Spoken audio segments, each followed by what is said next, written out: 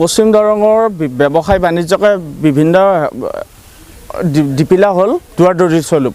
এই দুৱাৰদলি অঞ্চলত উচ্চ শিক্ষাৰ অনুষ্ঠান ৰাইজে আজিৰ পৰা বৃহত্তৰ অঞ্চলৰ ৰাইজে কিছুদিন পূৰ্বে বিভিন্ন কষ্ট কৰি মাটি কাটি ধান কাটি এই দিপিলা ছিনিয়ৰ ছেকেণ্ডাৰী বিদ্যালয়খন স্থাপন কৰিছিল। আৰু এতিয়া চৰকাৰীভাৱে আমি জানিব পাৰিছোঁ চৰকাৰীভাৱে এই দিপিলা ছিনিয়ৰ ছেকেণ্ডাৰী বিদ্যালয়খন চামিলকৰণৰ নামত ইয়াৰ পৰা উঠাই লৈ যোৱাৰ এক প্ৰক্ৰিয়া আৰম্ভ হৈছে। এই সম্পৰ্কত আমি যোৱা 29 তাৰিখে এখন ৰাজহুৱা সভা অনুষ্ঠিত কৰিছোঁ আৰু ৰাজহুৱা সভাত আমি সিদ্ধান্ত লৈছোঁ দিপিলা ছিনিয়ৰ ছেকেণ্ডাৰী বিদ্যালয়খন কোনো কাৰণত ইয়াৰ পৰা উঠি যোৱাৰ আমি পক্ষপাতী নহয়, উঠি যাব নিদিওঁ। প্ৰয়োজন হ'লে আমি গণতান্ত্ৰিকভাৱে ৰাজপথত আন্দোলনৰ কাৰ্যসূচী ওলাম।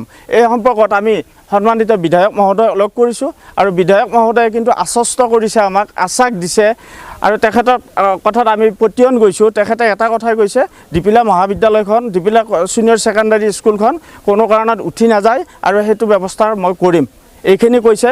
আৰু চাওক, আমাৰ দিপিলা অঞ্চলত বৃহত্তৰ অঞ্চলত পশ্চিম দৰং অঞ্চলত কেইবাখনো ব্যক্তিগত খণ্ডৰ উচ্চতৰ শাখাৰ বিদ্যালয় স্থাপন হৈছে আৰু আমাৰ যিখিনি টকা পইচাই পাৰে সেইখিনি ছাত্ৰ ছাত্ৰী সেই বিদ্যালয়ত অধ্যয়ন কৰিছে আৰু আমি দুখীয়া দৰিদ্ৰ ছাত্ৰ ছাত্ৰীসকলে এই বিদ্যালয়ত অধ্যয়ন কৰিছে।